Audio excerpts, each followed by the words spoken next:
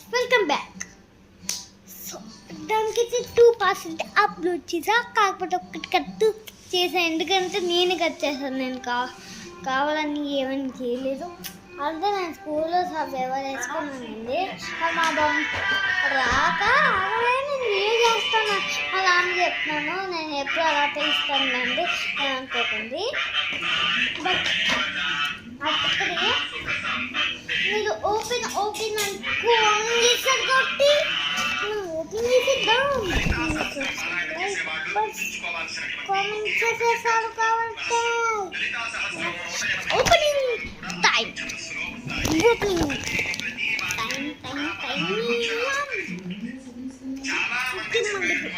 కాకపోతే ఆ వీడియో తెలియదు. ఇప్పుడు కొత్తగా కాబట్టి